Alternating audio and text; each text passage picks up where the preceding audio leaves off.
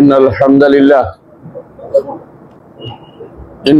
لله نحمده ونستعينه ونستغفره ونعوذ بالله من شرور أنفسنا ومن سيئات أعمالنا من يهده الله فلا مضل له ومن يضلل فلا هادي له وأشهد أن لا إله إلا الله وحده لا شريك له وأشهد أن محمدا عبده ورسوله يا أيها الناس اتقوا ربكم الذي خلقكم من نفس واحدة وخلق منها زوجها وبث منهما رجالا كثيرا ونساء واتقوا الله الذي تساءلون به والأرحام إن الله كان عليكم رقيبا يا أيها الذين آمنوا اتقوا الله حق تقاته ولا تموتن إلا وأنتم مسلمون يا أيها الذين آمنوا اتقوا الله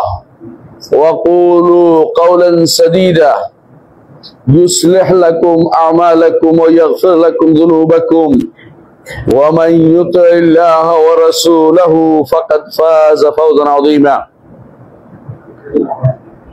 أما بعد فإن أصدق الحديث كتاب الله وخير الهدي هدي محمد صلى الله عليه وسلم وشر الأمور محدثاتها وكل محدثة بدعة وكل بدعة ضلالة وكل ضلالة في النار أيها الناس اتقوا الله فإن التقوى ملاك الحسنات ومن يتق الله يجعل له مخرجا ويرزقه من حيث لا يحتسب ومن يتق الله يجعل له من أمره يسرا সম্মানিত মুসল্লিয়ান ইকরাম, আমি আমার নিজেকে ও আপনাদেরকে আল্লাহর তাকওয়া অবলম্বন অনুরোধ জানাচ্ছি। যেই তাকওয়া অবলম্বন করে আল্লাহ তাআলা আমাদেরকে যে কোনো বিপদ থেকে উদ্ধার করার ওয়াদা তিনি দিয়েছেন, আর আল্লাহ থেকে উত্তম ওয়াদাকারী, সত্য ওয়াদাকারী আর কেউ নেই। তিনি তার ওয়াদা অবশ্যই বাস্তবায়ন করবেন। জগতের বুকে অনেক সমস্যায় নবী রাসূলগণ পতিত হয়েছেন, সবাইকে আল্লাহ তাআলা উদ্ধার করেছেন তাকওয়ার কারণে, এবং সবাইকে সর্বশেষ বড় মুসিবত থেকে ওই তাকওয়ার কারণে উদ্ধার করবেন। আল্লাহ তাআলা কোরআনে কারীম বলেছেন, তিলকাল জান্নাতুল্লাতী নুরিসু মিন ইবাদিনা মান কানা তাকিয়া, আমার বান্দাদের মধ্যে যারা মুত্তাকি তাদেরকে আমরা জান্নাতের ওয়ারিস বানাবো। মুত্তাকি না হলে কেউ জান্নাতে যেতে পারবে না। তাকওয়ার এলিমেন্টস পরিপূর্ণ না হলে জান্নাতে যেতে পারবে না। ময়লা নিয়ে জান্নাতে যাওয়া যাবে না। গুনাহ, বেদাত, শিরক, কুফর, নিফাক এগুলি নিয়ে কেউ জান্নাতে যেতে পারবে না। এগুলির মধ্যে কিছু ভয়াবহ আছে যেগুলি থাকলে কোনোদিনই কেউ জান্নাতে যেতে পারবে না। তা হচ্ছে, কারো মধ্যে যদি নিফাক থাকে, কারো মধ্যে যদি কোনো কুফর থাকে, কারো মধ্যে যদি কোনো শিরক থাকে, তাহলে সে কোনোদিনই জান্নাতে যেতে পারবে না।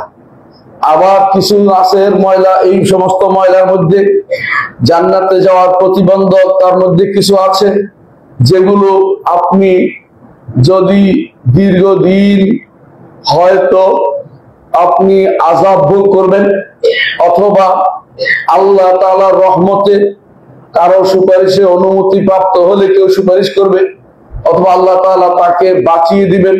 বিভিন্ন কারণে হয়তো সে পার পেয়ে যাবে, কিন্তু কোনোদিন কোন ব্যক্তি পূর্ণ মুত্তাকির অবস্থায় না গিয়ে জান্নাতে যেতে পারবে না। তাকওয়ার বিরোধী প্রত্যেকটি কাজ জান্নাতে যাওয়া বিরোধী। তাকওয়ার বিরোধী প্রত্যেকটি কাজ জান্নাতে যাওয়া বিরোধী। যদি জান্নাতে যেতে দেরি হয়, এটাকে সহজ দেরি মনে করেন না।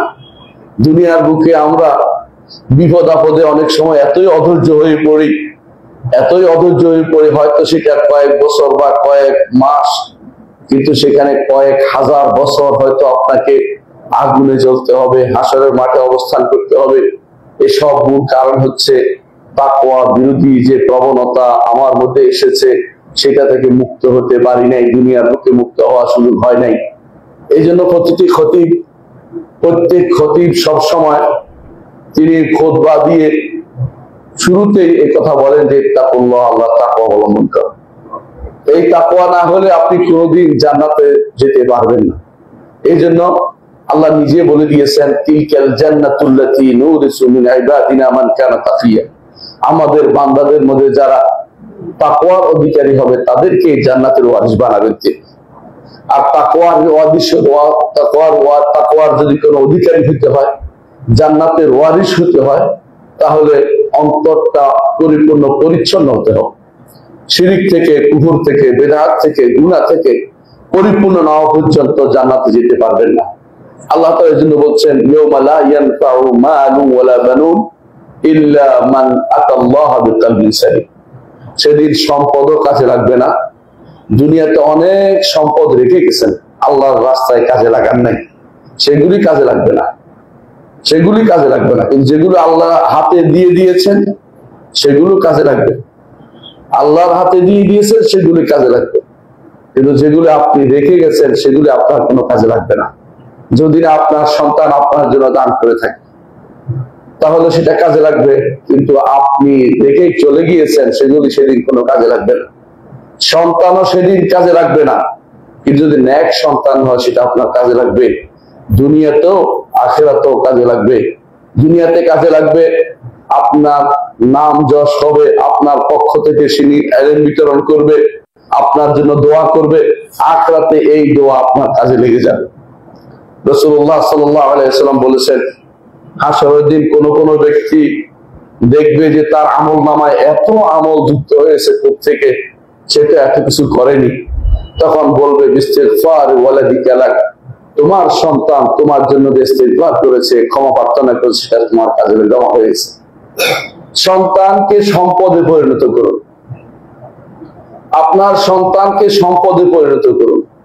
সন্তানকে সম্পদ আহরণের একটা অস্ত্র বানাবেন না।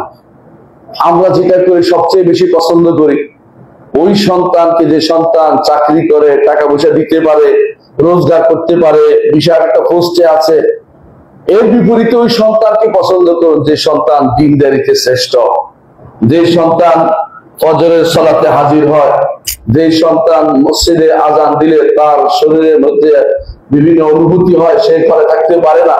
এরকম সন্তান তৈরি করা দরকার, এরকম সন্তান তৈরি করা দরকার। এই সবই তখনই সম্ভব যখন তাকওয়ার ব্যাপক বিস্তার ঘটাতে পারবেন। তাকওয়া অর্জন করতে হলে কি করতে হবে? যেহেতু আপনি জেনেছেন, এতক্ষণ আলোচনা জেনেছেন যে তাকওয়া অর্জন না করলে আখিরাতে জান্নাতে যেতে পারবেন না। আল্লাহ বলে দিয়েছেন জান্নাতে যেতে হলে তাকওয়া থাকতে হবে। এই তাকওয়ার স্তরগুলো একটু জেনে নিন। তাকওয়ার সর্বনিম্ন স্তর সেটা হচ্ছে ঈমান, কিন্তু থাকতেই হবে। নিম্ন, কিন্তু এটা নিম্ন না, অর্থাৎ এতটুকু থাকাই লাগবে।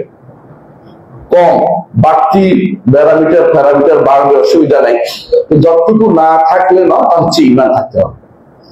ঈমান আপনার থাকতে হবে। এই ঈমান, দ্বীন, ইসলাম এগুলি যদি না থাকে, যত বড় কাজই করুক না কেন আল্লাহর দরবারে কিছুই কবুল হবে না। আল্লাহর দরবারে কবুল করাতে হলে ঈমান আপনার জন্য থাকতে হবে, সাথে বাড়তে থাকবে যখন আপনি সাথে আমল সালেহ করবেন। ইন্নাল্লাযীনা আমানু ওয়া আমিলুস সালিহাতি কানাত লাহুম জান্নাতুল ফিরদাউসি নুজুলা। ঈমান এবং আমল সালেহ করলে আল্লাহ তাআলা বলেন জান্নাতুল ফিরদাউস তিনি দিবেন মেহমানদারি হিসেবে। আল্লাহু আকবার। ঈমান ও আমল সালেহ থাকলে জান্নাতুল ফিরদাউস আল্লাহ আপনাকে দিবেন, ওয়াদা করেছেন। আল্লাহর চেয়ে সত্য ওয়াদাকারী আর কেউ নেই। ওয়ামান আসদাকু মিনাল্লাহি কিলা ওয়ামান আসদাকু মিনাল্লাহি হাদিসা। আল্লাহর চেয়ে সত্য কথা আর কেউ নেই। তিনি সত্য বলেছেন, তিনি বলেছেন ঈমান আমল সালেহ থাকলে জান্নাতে যেতে পারবে। জান্নাতে যাওয়ার জন্য আজ এক একজন এক এক ফর্মুলা দিচ্ছে। কেউ মনে করছে সারা জীবনের জন্য বাইরে গেলেই জান্নাত, কেউ মনে করছে রাস্তা আটকাতে পারলেই জান্নাত, কেউ মনে করছে মারামারি করে লাগিয়ে দিতে পারলে জান্নাত। কিন্তু আপনাকে জান্নাতে যেতে হলে দুটি কাজের কোনো বিকল্প নেই। প্রথম কি হচ্ছে ঈমান, দ্বিতীয়ত হচ্ছে আমলে সালেহ। প্রত্যেকটি মানুষের উপরে দুটি কাজ ফরজ, নিজের জন্যই ফরজ, অন্যের জন্য হলে আরো দুটা কাজ রয়েছে। সেটা হচ্ছে ওয়াতাওয়াসাউ বিল হাক্কি ওয়াতাওয়াসাউ বিস সাবর, যেটা সূরা আসরের মধ্যে আপনারা সবসময় পড়ে থাকেন। আল্লাহ তাআলা বলছেন ওয়াল আসর ইন্নাল ইনসানা লাফি খুসর। আল্লাহ তাআলা আসরের শপথ করেছেন। সেটা সময় হতে পারে, অথবা সেটা কালও হতে পারে, অথবা আসরের সালাতের সময়টা হতে পারে। এ নিয়ে আমার মতভেদের কোনো দরকার নেই। আল্লাহ তাআলা যা ইচ্ছে তা দিয়ে শপথ করতে পারে, কিন্তু মানুষ আল্লাহ ছাড়া আর কারো নামে শপথ করতে পারে না। মানুষ আল্লাহ ছাড়া কারো নামে শপথ করতে পারে না। আল্লাহ তার গুণ শুধুমাত্র তার শপথের জায়গা, এর বাইরে আর কিছু দিয়ে শপথ করতে পারে। আল্লাহ তাআলা তিনি সময়ের শপথটা এই জন্য করেছেন, কারণ মানুষের জীবনটা পুরোটাই সময়। আপনার যে সময় অতিক্রান্ত হয়ে গেছে, বৃদ্ধ বয়সে এসে তখন বুঝতে পারবেন আমার বয়সে আসলে যে বিরাট ভুল হয়ে গেছে, অনেক কিছু করতে পারতাম, করতে পারিনি।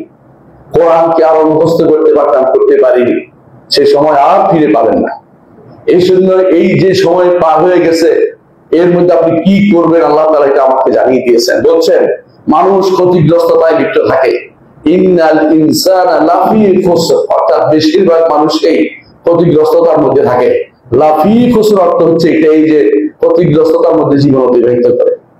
কেউ ঘুমিয়ে কাটিয়ে দেয়, কেউ খেলাধুলায় কাটিয়ে দেয়। আল্লাহ তাআলার জন্য কোরআনে কারীম সূরা হাদীদে বলছে ইন্নামাল হায়াতুদ দুনিয়া, মানুষের জীবনটা হচ্ছে এরকম লাহবুন ওয়া লাইবুন, খেলা এবং দুলা। খেলাধুলা বুঝছেন কিনা?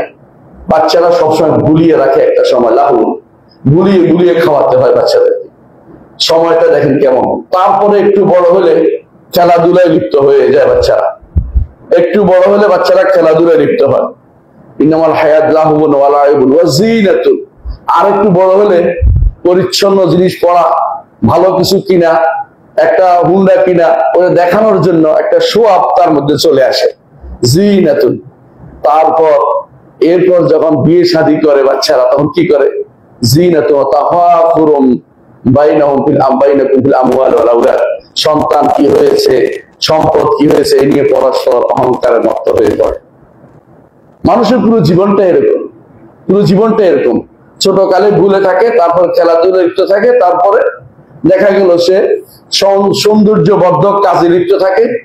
এরপরে পুরো সময়টা থাকে আমার এই আছে, সেই আছে, আমার ওইটা আছে, ওইটা আছে, একটা অহংকারমূলক জীবন সে যাপন করে। আল্লাহ তাআলা কোরআনে কারীম আমাদের পুরো জীবনে একটা চিত্র তুলে ধরেছেন। এই জীবনে যে আছে, এই অবস্থায় যে আছে, সে ব্যক্তি কখনো সফলতার মুখ দেখবে না। সে ব্যক্তি হচ্ছে লাফিয়ে ফসল, সেই ব্যক্তি অবশ্যই ক্ষতিগ্রস্ততার মধ্যে আছে। কারণ সে ছোট কাল থেকে তার রবকে শিখেনি, তার দিন কি জানেনি, তার নবীকে তার সম্পর্কে জানেন না। অনেক ছাত্র পাবেন, অনেক বন্ধু পাবেন আপনার সমাজে, অনেকে তার সন্তানকে আল্লাহ সম্পর্কে জ্ঞান দেয়নি। মুহাম্মদুর রাসূলুল্লাহ সাল্লাল্লাহু আলাইহি ওয়াসাল্লাম কি পরিচয় তুলে ধরে নাই, কোনোদিন সে তুলে ধরেনি। সিরাতের একটা বই সে পড়ে নাই। তারা অবস্থা এমনও আছে সর্বোচ্চ ডিগ্রিধারী হয়ে গেছে, কিন্তু মুহাম্মদুর রাসূলুল্লাহ সাল্লাল্লাহু আলাইহি ওয়াসাল্লামের সিরাত সে পড়ে নাই। এমনও অনেক আছে ইসলাম সম্পর্কে, ইসলাম কাকে বলে এটা তাকে আপনি শিখাতে পারবেন না। ইসলাম কাকে বলে? ইসলাম হচ্ছে এই যে মসজিদে যাও, না, এটা তো মসজিদে যাওয়া ইসলাম না। অনেকের কাছে ইসলাম কত রকম আপনি চিন্তা করতে পারেন। কেউ কেউ বাগড়ম্বর করে বলে যে ইসলাম, ইসলামী শরীয়তকে আমরা মানি না। কেউ কেউ বাগড়ম্বর করে বলে ইসলামের এটা নাই, ইসলাম এটা কিভাবে হয়। ইসলামকে কেউ মৌলবাদী বলে গালি দেয়। এগুলি ইসলামের কোনো, এরা তো ইসলাম শিখেই নেই। ইসলাম কি জিনিস? ইসলাম হচ্ছে আল ইসতিসলামু লিল্লাহি বিত-তাওহীদ, তাওহীদ নিয়ে আল্লাহর কাছে আত্মসমর্পণ, ওয়াল ইনকিয়াদ লাহু বিত-তাআ, আনুগত্যের ডালা মেলে দেয়া, আদেশ নিষেধকে মেনে নেয়া। 3 নম্বর হচ্ছে শিরিক এবং মুশরিকদের থেকে নিজেকে বিমুক্ত ঘোষণা করা। এই 3টা জিনিস হচ্ছে ইসলাম। ইসলামের প্রথম কাজ হচ্ছে আল ইস্তিসলাম লিল্লাহি বিত্তাওহীদ, তাওহীদ নিয়ে আল্লাহর কাছে আত্মসমর্পণ করা। দ্বিতীয় কাজ হচ্ছে আল ইনকিয়াদ লাহু বিত্তাআ, আনুগত্যের ডালা মেলে দেয়া আল্লাহর কাছে, যে আমি আনুগত্য করব। আল্লাহ আপনার রাসূলের আনুগত্য করতে আপনি বলেছেন, সে রাসূলের আনুগত্য করব। এটা হচ্ছে দ্বিতীয় অংশ। আর তৃতীয় অংশ হচ্ছে শিরিক এবং মুশরিকদের থেকে আমি মুক্ত। ইব্রাহিম আলাইহিস সালাতু ওয়াস সালামের মিল্লাতকে আমরা কেন অনুসরণ করি? এই জন্য অনুসরণ করি, তিনি এই তিনটিতে সেরা ছিলেন। এই তিনটি তিনি চরম পরাকাষ্ঠা দেখিয়েছেন। তিনি বলেছেন, ইন্নী ওয়াজ্জাহতু ওয়াজহিয়া লিল্লাযী ফাতারাস সামাওয়াতি ওয়াল আরদ। এটাই হচ্ছে ইসতিসলাম লিল্লাহি বিত্তাওহীদ। তিনি বলেছেন যে ইন্না সলাতি ওয়া নুসুকি ওয়া মাহইয়া ওয়া মামাতি লিল্লাহি রাব্বিল আলামিন লা শারীকা লাহু ওয়া যালিকা উমিরতু আনা আউয়ালুল মুসলিমিন। এই জন্য তিনি সমস্ত ইবাদত, সমস্ত সবকিছু একমাত্র আল্লাহর জন্য নিবেদন করেছেন। 3 নম্বর তিনি বলেছেন, ইন্না বুরাআউ মিনকুম ওয়া মিম্মা তা'বুদুনা মিন দুনিল্লাহ। এই মুশরিকরা তোমাদের থেকে মুক্ত, তোমরা যেগুলো ইবাদত করো সেগুলি থেকে আমরা মুক্ত। এই তিনটি জিনিস যদি না থাকে আপনি মুসলিম হতে পারবেন না। মুসলিম হয়েছে কিনা আপনার সন্তান একটু খোঁজ খবর নেন। আপনি নিজের ভিতরে ইসলামের কতটুকু আছে আপনি দেখুন। আপনি রাতের বেলা যখন পড়েন, যখন আপনি বিতির করেন, তখন বলেন যে আপনার ফাজের ফাসেক তার সাথে আমি সম্পর্ক রক্ষা করি না, মুখে বলতেছেন, আসলে কর্মকাণ্ডে কিন্তু মুনাফিকি করছেন। সকালবেলা সেই আপনার বন্ধু হয় অমুক তমুক, যারা ঈমান হারা মানুষের সাথে আপনার বন্ধুত্ব হয়। আপনি কি আসলে ঈমানের সাথে আছেন? আপনি কি মুনাফিকি করছেন না? আপনার আচরণ তো মুনাফিকি আচরণ। ঈমানদার যদি হতে হয়, আপনি ক্ষতিগ্রস্ত মুক্ত হতে হলে ঈমানদার হতে হবে। ঈমানদার হওয়ার আগে মুসলিম হতে হয়। মুসলিম হচ্ছে সর্বনিম্ন স্তর। ঈমানদারের যা না হইলে মুসলিমদের পথে ঢুকতে পারে না, যা না হলে ঈমানের পথে ঢুকতে পারে না। নামমাত্র ঈমান যার আছে সে মুসলিম, পরিপূর্ণ ঈমান যার আছে সে মুমিন। ঈমান আছে, ইসলাম আছে, ঈমান আছে, তারপরে নফল কাজ করে আরো বেশি কিছু অর্জন করেছে, অন্তরটাকে আল্লাহর প্রতি পূর্ণ ধাবিত করতে পেরেছে, সেই ব্যক্তি হচ্ছে মুহসিন। এই 3টি স্তর দ্বীনের রয়েছে। এই 3টি স্তর আপনাকে শিখতে হবে। এই 3টি স্তর হচ্ছে ইল্লাল্লাযীনা আমানু। ওই ব্যক্তি ক্ষতিগ্রস্ত থেকে মুক্ত। সবাই ক্ষতিগ্রস্ত নয়, যারা ঈমান এনেছে তারা ক্ষতিগ্রস্ত থাকে মুক্ত। এই ঈমান আনার জন্য 3টি স্তরে, কোন স্তরে আপনি আছেন আপনি জানতে হবে। 3টি স্তর তো আছে, কেউ মুসলিম, কেউ মুমিন, কেউ মুহসিন। মুসলিম, মুমিন, মুহসিন। আপনি কোন স্তরে আছেন আপনি নিজেকে একটু জিজ্ঞাসা করুন। যদি সর্বনিম্ন স্তর ইসলামের জায়গা, যেটা আমি একটু আগে ব্যাখ্যা করেছি, 3টা জিনিস না থাকে আপনি এখনো মুসলিম হতে পারেন না। যদিও আপনি মসজিদে আসেন, যদিও আপনি চলাফেরা করেন, আলামত আছে আপনার ইসলামের, কিন্তু পরিপূর্ণ ইসলাম আপনি অর্জন করতে পারেন না। মসজিদে এসে সিজদা করেন, কখনো কখনো রাজনৈতিক সালাত আদায় করেন, কিন্তু আপনি কখনো কখনো দেখা যাবে, অথবা কোরবানি দেন, আপনি এত সব কোরবানি আপনি দেন, হাদিয়া দেন মানুষকে কোরবানি দেওয়ার জন্য। যদিও ইসলামে একজনের কোরবানি আরেকজনের দেওয়ার, এই ভাগ করে কোরবানি দেওয়ার নিয়ম ইসলামে নেই, তারপরে আপনি দিচ্ছেন, তারপরে এই সিস্টেমে দিচ্ছেন। অর্থাৎ অনেকে দেখা যায় বিদেশ থেকে টাকা এনে 10 জনের পক্ষে কোরবানি দিয়ে দিচ্ছেন। 10 জনের কোরবানি একজনের দেয় কি করে? এটা করতে গেছে, সেটা হচ্ছে ব্যক্তিরা 7 জন হতে পারে, কিন্তু আপনি কোরবানি করছেন কার নামে নির্ধারিত হতে হবে। বিনা নামে কোরবানি হয় নাকি? এগুলি অনেক সময় দেখা যায়, শরীয়তে এগুলো অনুমোদন করে না, তারপরে সেগুলো চালিয়ে যাচ্ছে। মনে রাখতে হবে আপনাকে, আপনার কাজটা আসলে ইসলামিক হচ্ছে কিনা আপনাকে জানতে হবে। আপনি নিজে মুসলিম হয়েছেন কিনা আগে দেখো। নবীরা এই জন্য বলতেন, ফালা তামুতুন্না ইল্লা ওয়া আনতুম মুসলিমুন, মুসলিম না হয়ে মারা যেও না। ন্যূনতম আপনার মধ্যে ইসলামের চরিত্র আছে কিনা একটু খোঁজ নেন। পরিপূর্ণ ইসলাম আপনার মধ্যে তো পরের কথা, ন্যূনতম ইসলামের অবস্থা আছে কিনা। পরিপূর্ণ ইসলাম হলে আপনি মুমিন হবেন। যে ব্যক্তি মুমিন হবে আর যে ব্যক্তি মুহসিন হবে, সেই ব্যক্তি সরাসরি জান্নাতে চলে যাবে, তাদেরকে কেউ আটকাতে পারবে না। এর প্রমাণ হাদিসে রাসূল সাল্লাল্লাহু আলাইহি ওয়াসাল্লাম। হাদিসে রাসূল সাল্লাল্লাহু আলাইহি ওয়াসাল্লাম, যে ব্যক্তি ফরয়েজগুলি আদায় করবে, যেই ব্যক্তি ফরয়েজগুলি আদায় করবে, আপনি জানেন যে ব্যক্তি ফরয়েজগুলি আদায় করে হারামগুলি ছেড়ে দেয়, ঈমানটা ঠিক রাখছে, ফরয়েজগুলি আদায় করছে, হারামটা ছেড়ে দিছে, সেই ব্যক্তি ওই সাহাবীর মতো যে সাহাবী রাসূলের দরবারে এসে বলেছিলেন, ইয়া রাসূলুল্লাহ, আপনার লোক এসে আমাদেরকে জানিয়েছে দিনে রাতে 5 ওয়াক্ত সালাত আছে। রাসূলুল্লাহ সাল্লাল্লাহু আলাইহি ওয়াসাল্লাম বলেন যে হ্যাঁ, এটাই আমি এটাই বলছি, আমার লোক ঠিক বলেছে। তখন ওই লোক বলেছিলেন যে আমি একটু বাড়াবো না, একটু কমাবো না। এরপর হাদিসে লম্বা ইতিহাস, আমি সেদিকে যাব না। সবশেষে ফরজগুলি সে পালন করে বলেছে। তাতেই রাসূল বলেছেন যে আফলাহা ইন সাদাকা, লোকটি যদি সত্য করে দেখায় জান্নাতে যাবে। এবং রাসূলুল্লাহ সাল্লাল্লাহু আলাইহি ওয়াসাল্লাম শেষে অন্য হাদিসে পড়াইতেও আসছে দাখালাল জান্নাতা ইন সাদাকা, যদি সে এই করে বেড়ায় জান্নাতে যেতে পারে। তাহলে আপনি ঈমানটা যদি কোন ঈমানের স্তর যদি আপনার হয়ে যায় জান্নাতে যেতে পারবেন। তারপর যদি মুহসিনের স্তর উপরে উঠে যান, লা ইয়াজালু আবদি ইয়াতাকাররাবু ইলাইহি বিন-নওয়াফিল, আমার বান্দার উপর যে আমি ফরজ করে দিয়েছি তাছাড়া কোনো কিছু দিয়ে আমার নৈকট্য অর্জন করতে সে পারবে না। বেশি নৈকট্য অর্জন করতে হলে ফরজের প্রতি গুরুত্ব দিতে হবে, এটা বলেছেন। তারপর বলেছেন এরপরে বান্দা যখন নফল সালাত আদায় করতে থাকে, নফল কাজ করতে থাকে, নফল ইবাদত করতে থাকে, তখন বান্দা আরো নিকটবর্তী হয়ে যায়। তখন তার চিন্তা চেতনা, আমার চিন্তা চেতনা, আল্লাহ যেটা চিন্তা, আল্লাহ যেটা আমার জন্য পছন্দ করে সেটা তার পছন্দ হয়ে যায়। আল্লাহর পছন্দের বাইরে তার হাত চলে না, পা চলে না। এটা হাদিসে কুদসিতে তিনি আল্লাহ তাআলা বলে দিয়েছেন। তখন এই বান্দার স্তর হয়ে যায় মুহসিনের স্তর। মুহসিন যারা, আল্লাহ বলছেন ইন্নাল্লাহা ইউহিব্বুল মুহসিনিন, মুহসিনদেরকে আল্লাহ ভালোবাসেন। এই মুহসিনরা সবার আগে জান্নাতে যাবে। আস-সাবিকুন আস-সাবিকুন উলাইকাল মুকাররাবুন, তারা হবে অগ্রণী যারা আছে তারা মুকাররাব, আল্লাহর বান্দা, আল্লাহর নৈকট্যপ্রাপ্ত বান্দা, তারা সবার আগে উপরের জান্নাতের স্তরে থাকে। তাহলে সবার আগের স্তর হচ্ছে মুহসিনদের, এরা হচ্ছে মুকাররাবিনদের, আসহাবুল ইয়ামিনদের আসে। আসহাবুল ইয়ামিনরা হচ্ছে নিচের দিকে যারা মুমিন স্তরে, এরাও জান্নাতে যাবে। মুসলিম যারা শুধুমাত্র নাম মাত্র মুসলিম, ফরজ আদায় করেছে, মাঝে মধ্যে ছুটে গেছে, কিন্তু ঈমানের কোনো ঘাটতি হয় নাই। ঈমানের ঘাটতি বুঝেন কিনা?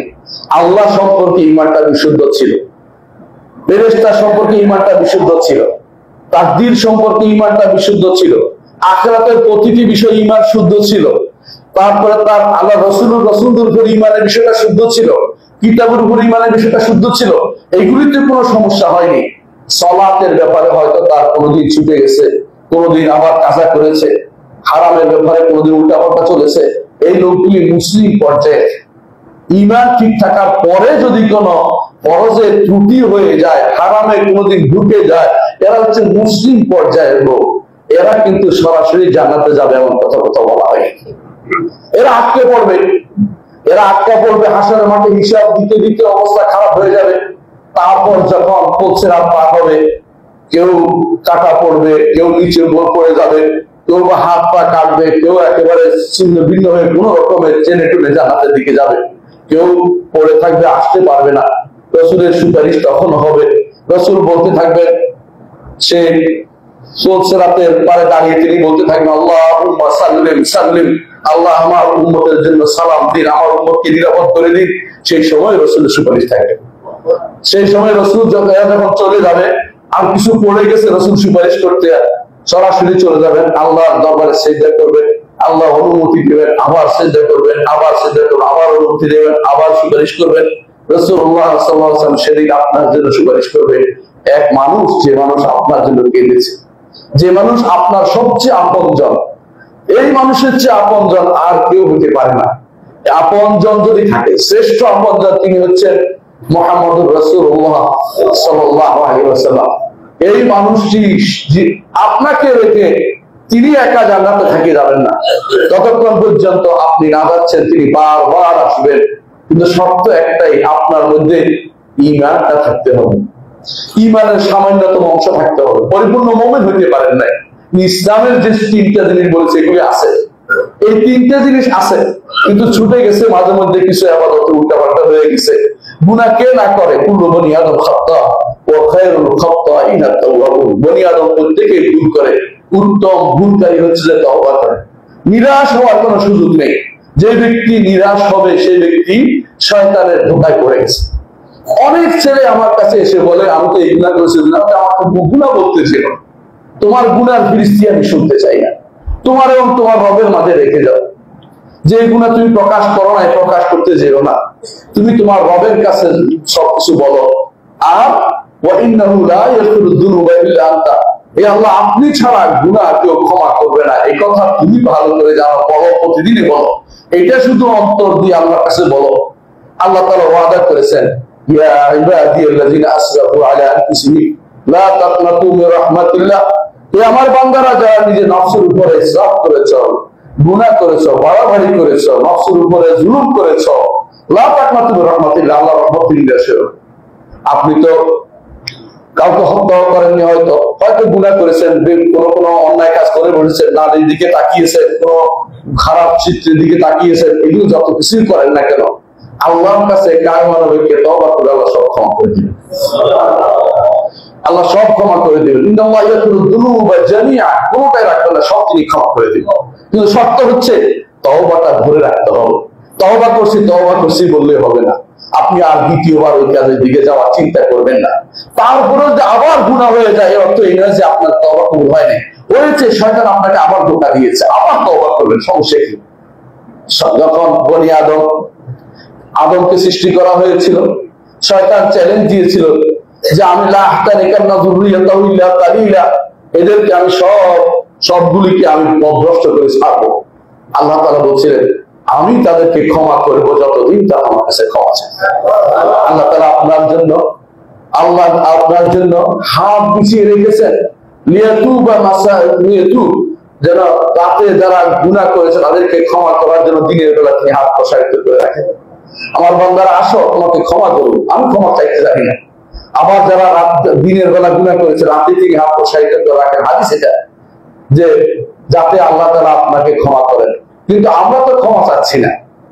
এত ক্ষমা চাওয়ার পরেও যারা ক্ষমা নিতে পারেনি, মরে গেছে, হাসরের মাঠে আল্লাহ তাআলা দয়া কিন্তু আপনার জন্য হবে। তিনি বলেছেন আফালা জাআলুল মুসলিমিনা কাল মুজরিমিন মা লাকুম কাইফা তাহকুমুন, একটা মুসলিমকে মুজরিমের জায়গায় আমি রাখবো না।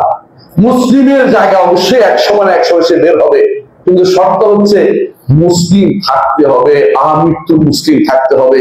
আমৃত্যু মুসলিম থাকতে হলে প্রথম কাজটি হচ্ছে আল ইসতিসলাম লিল্লাহি বিত্তাওহীদ, তাওহীদের জায়গাতে কোনো ছিট যেন না ধরে, তাওহীদের জায়গাতে কোনো আচর যেন না লাগে, তাওহীদের জায়গায় কোনো ক্ষতি যেন না হয়, ওই জায়গাতে নিরাপদ থাকে, এটা খেয়াল রাখতে হবে আমাদেরকে। 1 নম্বর। 2 নম্বর, আল্লাহর আনুগত্য করব এই ওয়াদা করেন, আনুগত্য করব না সেটা বলেন না। আল্লাহর বিধানকে কোনোভাবেই অবজ্ঞা করা যাবে না, শরীয়তকে মেনে নিতে হবে, আল্লাহর শরীয়তকে প্রবর্তনের চিন্তা করতে হবে। আল্লাহর শরীয়ত নিজের ঘর থেকে শুরু করে রাষ্ট্র পর্যন্ত সব জায়গায় আল্লাহর শরীয়তকে মেনে চলতে হবে। 3 নম্বর হচ্ছে আমি ঈমানদার, আলাদা, আমি আলাদা চিন্তা করতে হবে। ঈমান এনেছি, সবার সাথে মিলেমিশে ঐক্য করি, ওটা ইসলামের মধ্যে নাই, ওটা ইসলামের মধ্যে নাই। আর যারা এই জাতীয় চিন্তা চেতনা নিয়ে বসে আছেন, তারা ইসলামের মধ্যে তারা কাজ করছেন না, ইসলাম মুসলিম হতে পারেন নাই। আমরা কোনো ব্যক্তিকে কাফের বলছি না, কিন্তু সামষ্টিকভাবে যারা এই কাজ করবে তারা কাফের, ঈমানদার হতে পারেন না। ঈমানদারের কাজ হচ্ছে অবশ্যই কি হতে হবে, ব্যারি হতে হবে, ওয়ালা এবং বারা, অবশ্যই তাকে মুক্ত থাকতে হবে কুফরি থেকে এবং কাফেরদের থেকে মুক্ত। আমি তার সাথে কোনো সম্পর্ক রাখতে পারি না। আমাদের সমাজে প্রচলিত আছে প্রথমে কোরআন, তারপরে গীতা, তারপরে ত্রিপিটক, তারপরে অমুকটা পাঠ। ইসলামে যে ব্যক্তিটা অনুমোদন দিবে সে কাফের হয়ে যাবে। ইসলাম কখনো এটার সাথে একসাথে হতে পারে না। আল্লাহ তাআলা কোরআনে কারীম বলে দিয়েছেন ওয়ালা তালবিসুল হাক্কা বিল বাতিল, আল্লাহ তাআলা বলেন বাতিল এবং হককে মিশে ফেলিও না। ইমাম কাতাদা রাহমাহুল্লাহ বলেন, জালাল তাবরি রাহমাতুল্লাহ তার তাফসীরে উল্লেখ করেছেন, ইমাম কাতাদা বলেন অর্থ হচ্ছে আয় লা তালবিসুল আদিয়ানা বিল ইসলাম, ইসলামের সাথে অন্য কোন দিনকে একসাথে করতে পারবে না। এইজন্য একসাথে উল্লেখ করা, আমরা যারা দিন মানি, বাইতুল ইব্রাহিমী অনেকে বানাইছে, যে ইব্রাহিমের দিন বলে একটা 3টে ঘর বানাইছে, এক পাশে মুসলমানদের মুসলিমদের মসজিদ, আরেক পাশে খ্রিস্টানদের, আরেক পাশে ইহুদিটা। এটা যারা বানাইছে তারা মুসলিম থাকতে পারে না, ইসলাম থেকে বেরিয়ে গেছে। এটা মুসলিম করতে পারে না। মুসলিম তার দ্বীনকে নিয়ে ইতিজার, দ্বীনকে নিয়ে যে সম্মানের পথে সে থাকবে। কেন সেটা বললাম, আমাদের তো হারানোর শখ। ওরা তো কাফের, ইহুদি নাসারা যে কাফের কোনো সন্দেহ নেই। ওরা যে কোনো জিনিস ছাড়তে পারে, যে কোনো জিনিস নিয়ে চলতে পারে। আমরা যারা মুসলিম, আমরা যদি ওদের সাথে মিশে যাই, আমাদের তো শেষ হয়ে গেলাম। আমরা তো আলাদা একটা জাতি, আমাদের মুসলিম, এইটা তো পরিচয় রইল না। আমরা তো যে কোনো জায়গায় মিশে গেলাম। ওরা বাতিল যে কোনো জায়গায় ঢুকতে পারে, কিন্তু হক কোনোদিন যে কোনো জায়গায় ঢুকতে পারে না। হক হক আলাদা থাকতে হয়। হক যখন আসছে ইসলাম যখন আসছে অন্য সবগুলি বাতিল হয়ে গেছে। এইটা ইমানদার যদি কোনো বিশ্বাস না করে সে ব্যক্তি মুমিন থাকতে পারবে না। যদি মনে করে ইহুদি নাসারা হকের উপর আছে, সামান্যতম হক মনে করলো সে ইমানদার হবে না। ইহুদি নাসারা ইসলাম আসার পরে ইহুদি নাসারাদের কোনো গ্রন্থের দিকে তাকানোর কোনো সুযোগ নেই, এগুলি পড়ানোর কোনো সুযোগ নেই। মুহাম্মদ রাসূলুল্লাহ সাল্লাল্লাহু আলাইহি ওয়াসাল্লাম প্রথম ইহুদিদের সাথে বা নাসারাদের সাথে মিল করে কথা চলতে পছন্দ করতেন, কারণ তখনও ইসলাম পরিপূর্ণ হয়নি।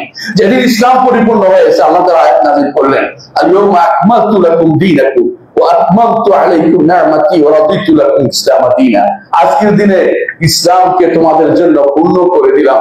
সেদিন থেকে আর কোনো দিনের দিকে তাকানোর কোনো সুযোগ আমাদের নাই, কোন দিনের দিকে তাকানোর সুযোগ না। তাদের কোনো গ্রন্থ পড়া যাবে না, তাদের সাথে তাদের কিছু আমাদের মধ্যে শেয়ার করা যাবে না, তাদের কোনো বানানো নীতি আমাদের ঢুকানো যাবে না।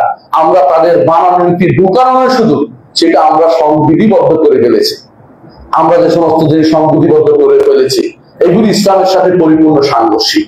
আমাদের সংবিধানের সমস্ত জিনিসগুলো আছে, ইসলাম এগুলি কখনো অনুমোদন করে না। ইসলামে কখনো এই যে আপনারা ঢুকিয়ে ফেলেছেন যে সমাজতন্ত্র, সোশ্যালিজম ইসলামে নাই। সোশ্যালিজম ইসলাম হইতে পারে না। ইসলামিক সোশ্যালিজম নাম দিলে ইসলাম হয়ে যাবে না, এটা কোনোদিন হাস্যকর জিনিস ছাড়া কিছুই নয়, এটা হতে পারে না। তারপরে ইসলামের নাম হচ্ছে আপনারা যে সেকুলারিজম, এটাও ইসলামে নাই।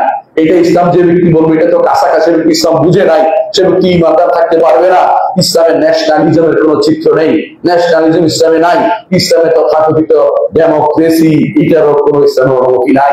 এগুলি সবই হচ্ছে ইসলাম বিরোধী কাজ। আমরা যারা এগুলি স্বপ্ন নিয়ে বিমূঢ় হয়ে বসে আছি, আল্লাহর কাছে তওবা করে ফিরে আসুন। এগুলি ইসলামের বাইরের জিনিস ইসলামে ঢুকানোর চেষ্টা করবেন না। ইসলামের সাথে মিলে যাচ্ছে এটা আমাদের নীতি নয়। আমাদের নীতি হচ্ছে ইসলাম পরিপূর্ণ, বাইরের সমস্ত নীতি পরিত্যাজ্য। এইটা যতক্ষণ না হবে আপনি এর ভিতরে আপনি প্রবেশ করতে পারবেন না। আপনি অবশ্যই মনে রাখতে হবে আপনার ইসলাম কাফের এবং কাফেরদের যাবতীয় নীতি থেকে নিজেকে বিমুক্ত ঘোষণা করতে হবে। আপনারা পড়েছেন 10টি কাজে ইসলাম থেকে মানুষ বেরিয়ে যায়। এর মধ্যে একটি হচ্ছে যে কেউ মনে করবে মুহাম্মদ রাসূলুল্লাহ সাল্লাল্লাহু আলাইহি ওয়াসাল্লাম নীতির বাইরে অন্য কারোর নীতি, এমনকি যদি খিজির আলাইহিস সালামের কথা হয় তাও নেওয়া যাবে না।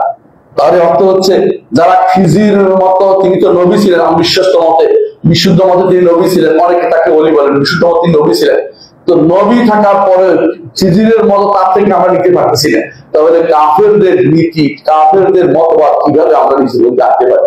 ইসলাম এটা কোনোভাবে অনুমোদন করে না, এটা আমাদেরকে জানতে হবে। তাহলে প্রথম কাজ, যদি ক্ষতিগ্রস্ততা থেকে মুক্ত থাকতে হয়, প্রথম কাজ কি করতে হবে? ইল্লাল্লাযীনা আমানু, ঈমান আনতে হবে। ঈমান আনার কথা বললে অনেকেই বলেন আমার বাপ দাদা 14 গোষ্ঠী আলেম ছিল, আমার 14 গোষ্ঠী ঈমানদার ছিল, এই বিরাট ফিরিস্তি টানতে চেষ্টা করে। কিন্তু মনে রাখবেন, ঈমান শুধুমাত্র বাপ দাদা দেখিয়ে চলে না, ঈমান আপনাকে নিতে হবে। ঈমান কাকে বলে? প্রত্যেকটি মানুষ নিজের মধ্যে ঈমানের অনুভূতি আছে কিনা দেখুন। ঈমান কাকে বলে? ঈমান হচ্ছে স্বীকার করে নেয়া।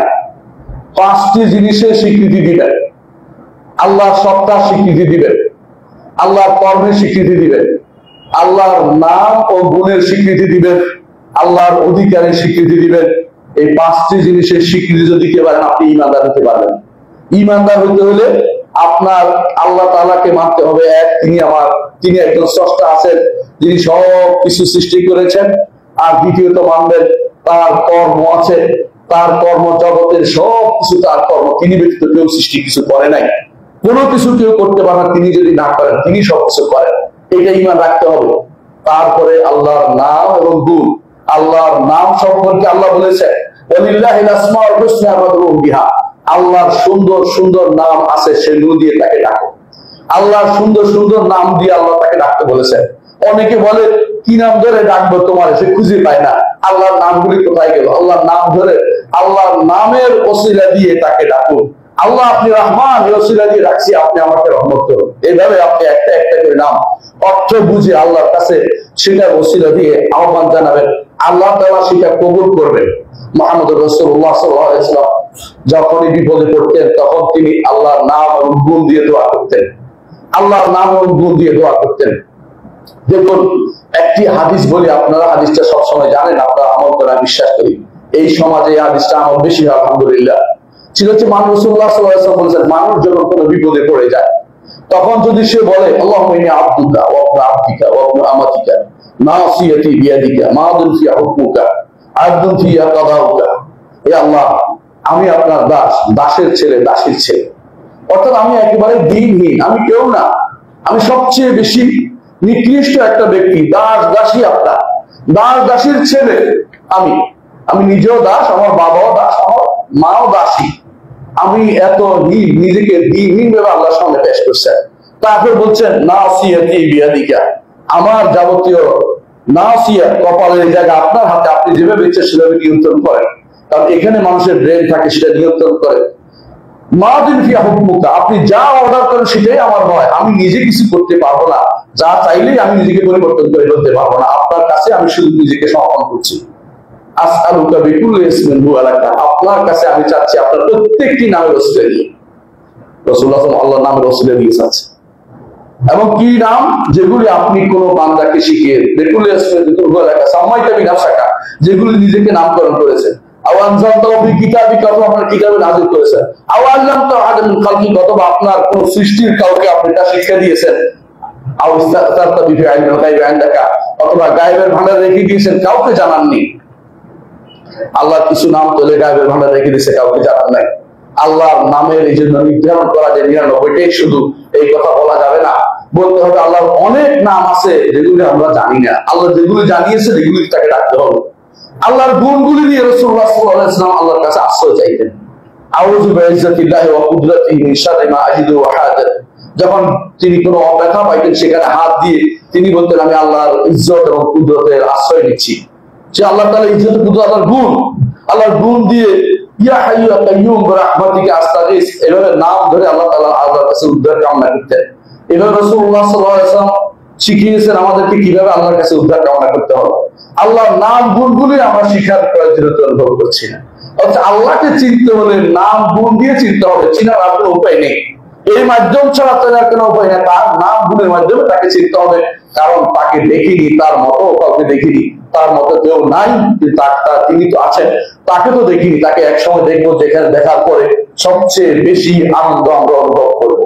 তাহলে বোঝা গেল যে আমাকে আল্লাহর নাম ও গুণও জানতে হবে যদি ইমানদার হতে হয়, যদি ইমান যদি আপনার থাকে নাম গুণ জানতে হবে, আল্লাহর নাম এবং গুণ সবগুলি স্বীকৃতি দিতে হবে, কোনোটাকে বাদ দেওয়া যাবে না। আর সর্বশেষে এক ইবাদত, হক যেটা, এগুলো ইবাদত, এটা একমাত্র আল্লাহর জন্যই করতে হবে, আর কারোর জন্য ইবাদত করা যাবে না। এই পাঁচটি জিনিস যদি আপনি জীবনে সবসময় রাখতে পারেন, আপনি ইমানদার, ন্যূনতম ইমানদার হতে পেরেছেন। ন্যূনতম ইমানদার অর্থাৎ কোন রকম জান্নাতে যাওয়ার জন্য একটা পথ আপনার আছে, কিন্তু এরপরে যদি গুনাহগার হয়ে যান, ফরজ যদি ঠিকমতো আদায় না করেন, সেটা কোনটা? ইল্লাযীনা আমানু ওয়া আমিলুস সালিহাত, আমলে সালেহতে যদি আপনার ডিস্টার্ব হয় তাহলে কিন্তু আপনার আবার আটকে গেলেন, আমলে সালেহ পরিপূর্ণ আছে, আপনি কিন্তু জান্নাত যেতে পারবেন। ঈমান আছে, আমলে সালেহ আছে, জান্নাত যেতে পারবেন, আল্লাহর ওয়াদা সত্য। কিন্তু ঈমান আছে, আমলে সালেহতে ডিস্টার্ব হয়েছে, এখন আপনার জন্য বিপদ হয়ে গেছে। কখনো কখনো আমলে সালেহ করতে যাইয়া যদি কোনো শিরিক করে ফেলেন তো ঈমানও বরবাদ হয়ে গেছে। আমলে সালেহ করতে গিয়ে শিরিক কেমনে করে? সেটা সে দেখানোর রিয়া করছে, অথবা কবর দেখাচ্ছে, যে করে ফেলেছে, আমলে সালেহ তো আর নাই, আমলে তালেহ হয়ে গেছে এখন, এবং বরবাদ আমল হয়ে গেছে। যে আমল করলে আপনার ঈমান নষ্ট হয়ে যায়, সে আমল তো করা যাবে না, যে আমল করে বোঝা যায় যে আপনি ঈমান থেকে দূরে সরে গেছেন, সে আমল করা যাবে না। আপনাদের এখানে অনেকেই আছে, আশেপাশে খুব কম, আলহামদুলিল্লাহ, ওই অঞ্চল থেকে, দক্ষিণাঞ্চল থেকে এখানে খুব কমই খারাপ জিনিস আছে। ওই অঞ্চলে যে সমস্ত শিরকের যে সমস্ত কবরগুলি আছে, সেখানে কবরকে প্রশ্রয় দিয়ে আপনি যদি ঈমানের দাবি করেন, তাহলে আপনি কিন্তু ঈমানদার হতে পারলেন না। দুর্ভাগ্যবশত যারাই আজ ইসলামের কথা বলে, তারা কেউ পর্যন্ত বলে নাই, আমরা দেখি নাই যে আমি ক্ষমতায় গেলে কবরগুলিকে, শিরকের আখড়াগুলিকে ভেঙে দেব, এই কথা কাউকে বলতে আমরা শুনি না। কেন? তারা ভালো করে জানে এটা বললে ভোটের সংখ্যা কমে যায়। তারা বলে এইটা বললে তাদের যে সমস্ত এরা আশেপাশে ঘুরঘুর করে, তারা অনেকে সরে পড়বে, বলবে এই তো বাড়াবাড়ি করতেছে, এ তো ওয়াহাবিজম নিয়ে আসতেছে, এরা তো অমুক তমুক, একজনের মাথালি বলবে, একজন ওইটা বলবে ওইটা বলবে। কারণ তাদের কাছে মূল ইসলামটা তাদের কাছে গ্রহণযোগ্য হতে চায় না, তারা ইসলামিক ফ্লেভার দিতে চায়, কোন ফ্লেভার দিয়ে পার হতে চায় একটা গোষ্ঠী আছে। অথচ প্রথম কাজ হচ্ছে ঈমানটাকে টিকিয়ে রাখার জন্য শিরকের আখড়াগুলি অবশ্যই উৎখাত করতে হবে। মুহাম্মদ রাসূলুল্লাহ সাল্লাল্লাহু আলাইহি ওয়াসাল্লাম মক্কায় যখন ক্ষমতা লাভ করলেন, কি করলেন প্রথম? আপনাদের কি মনে আছে?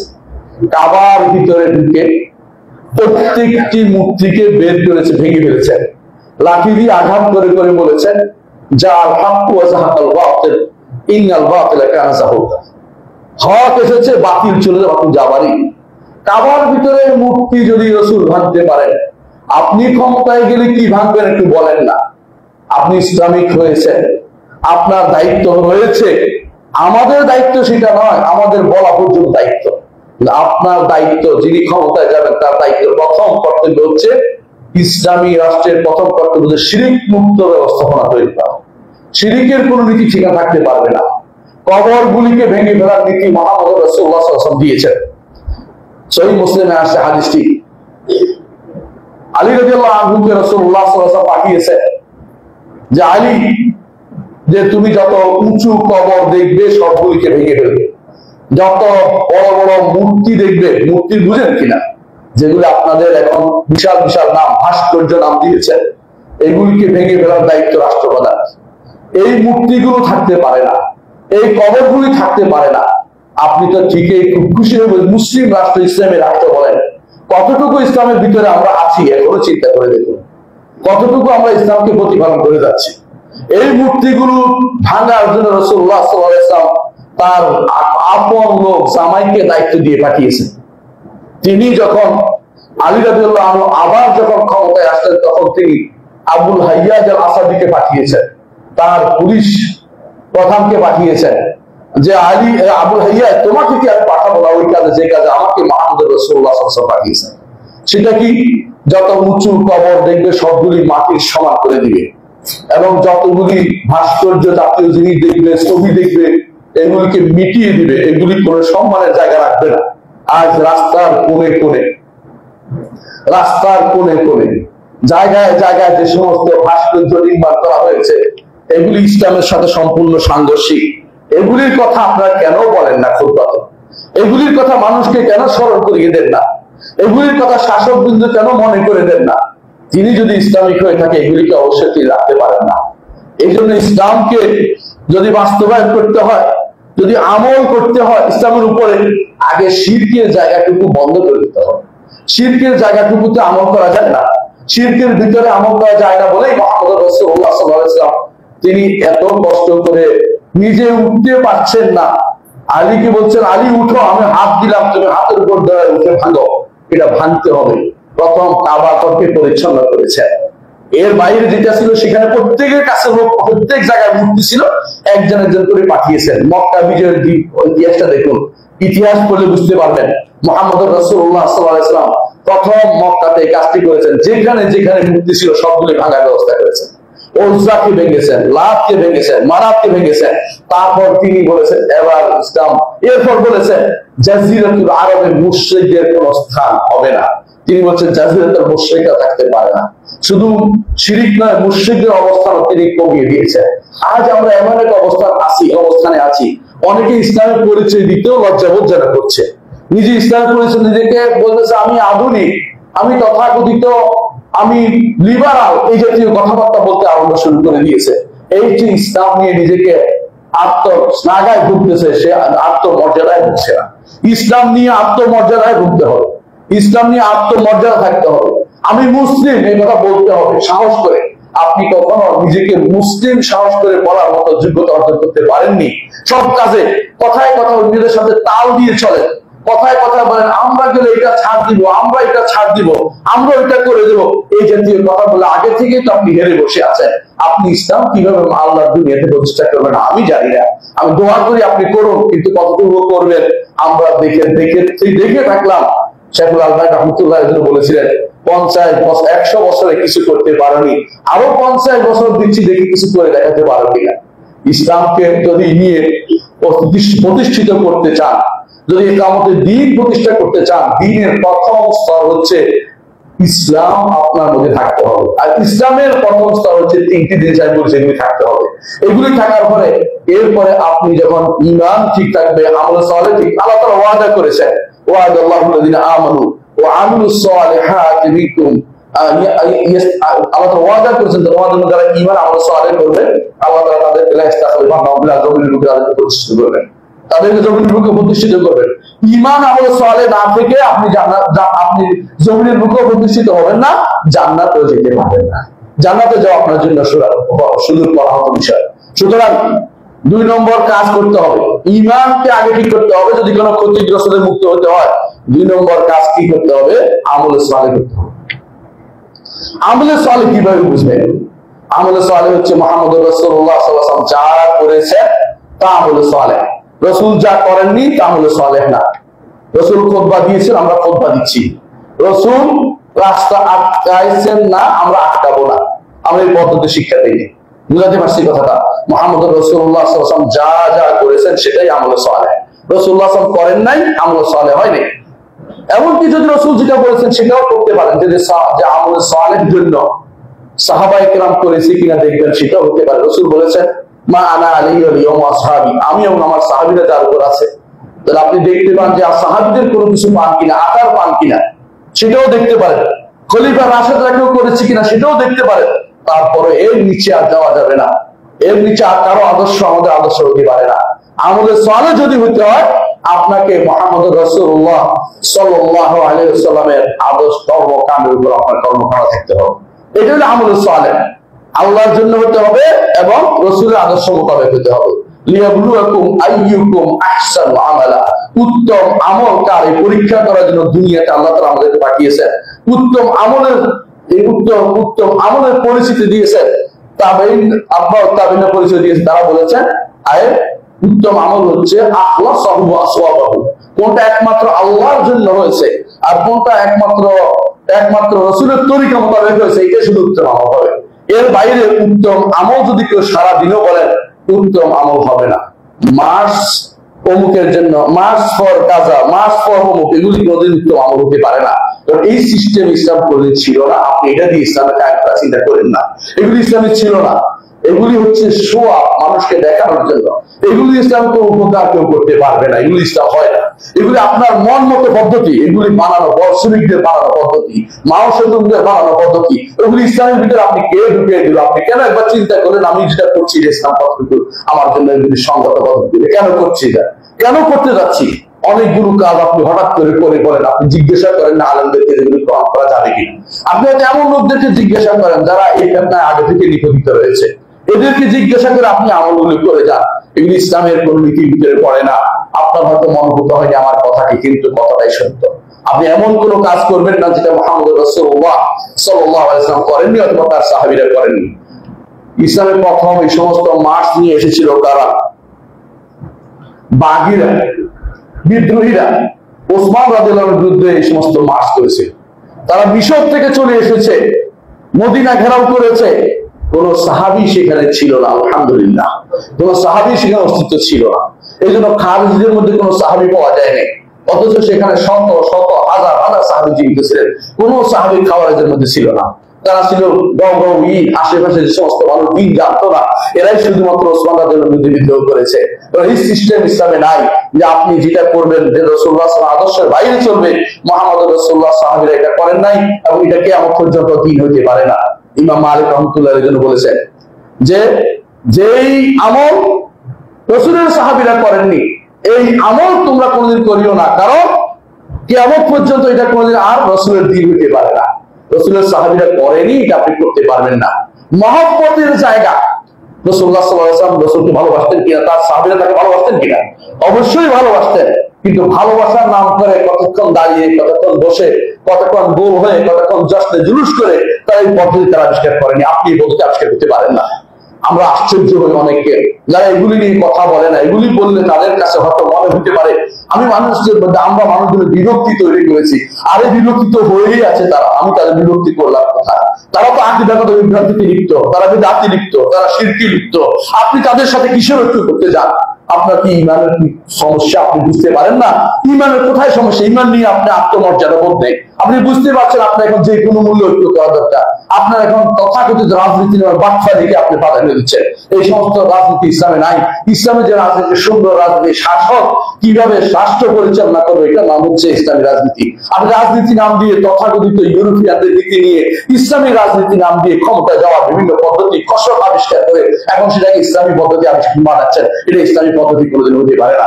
ইসলামী পদ্ধতিকে একটু খুঁজে বেড়ান, একটু পড়া দরকার। এলেম না থেকে এগুলি করা দরকার। এই জন্য আলেম যারা তারা কোনদিন এগুলিকে সমর্থন করে না।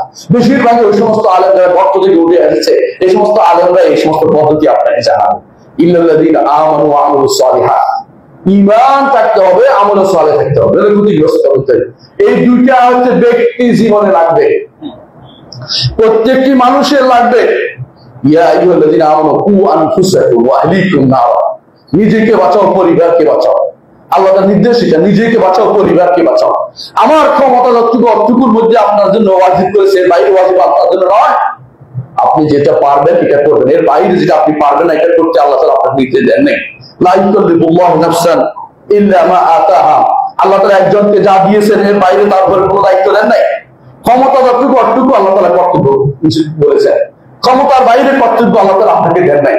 যেটা আপনি করতে পারবেন না ওটার দরকার নাই, এটা শুধু বলা, বলতেও পারেন না, অন্তর দিয়ে ঘৃণা করে রাখবেন, এর নিচে যেতে পারবেন না। তিনটার একটা, কিন্তু ক্ষমতা আছে, আপনার নিজেকে সংশোধন করার ক্ষমতা আপনার আছে, আপনার পরিবারকে হাত দিয়ে সংশোধন করার ক্ষমতা আপনাকে আছে।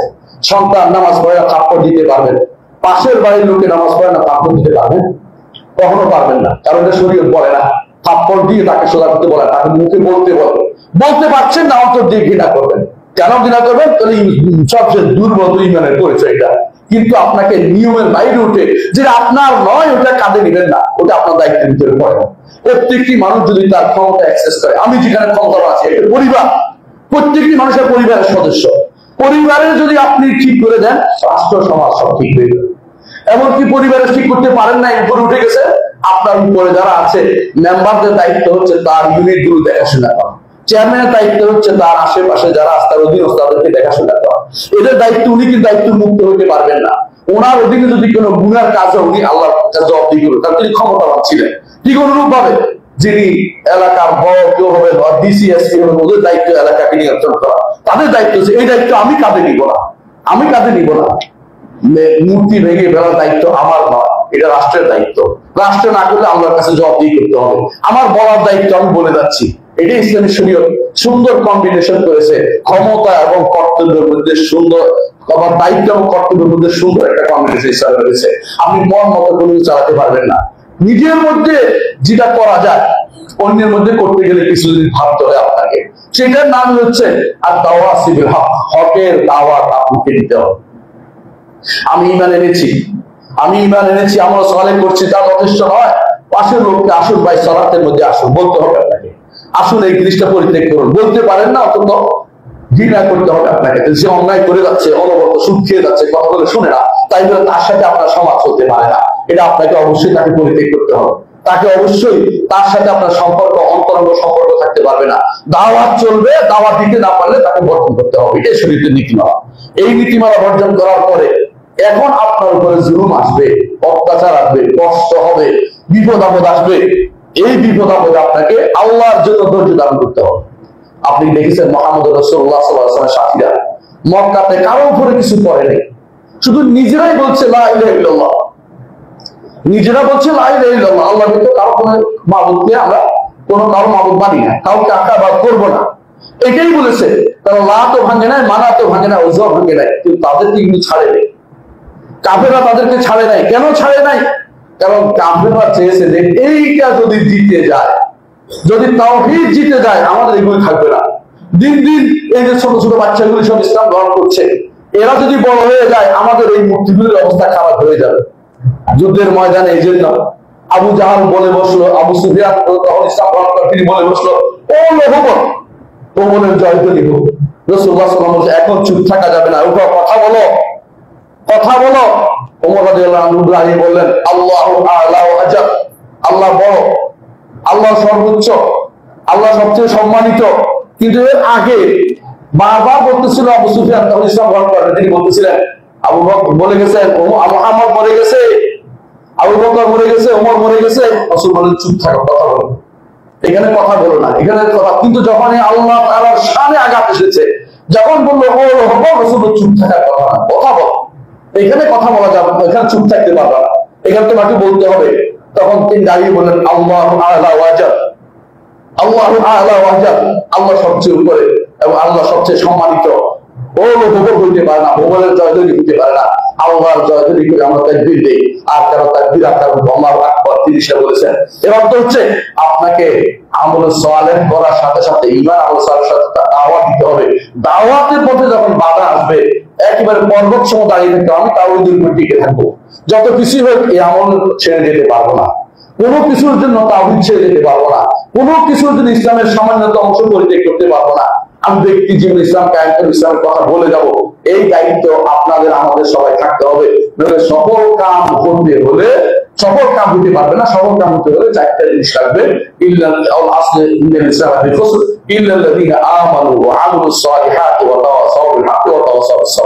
প্রথম দুইটা নিজের জন্য, সেই দুইটা নিজে অপরকে কিভাবে দাওয়াত দিবেন, কিভাবে সবর করবেন।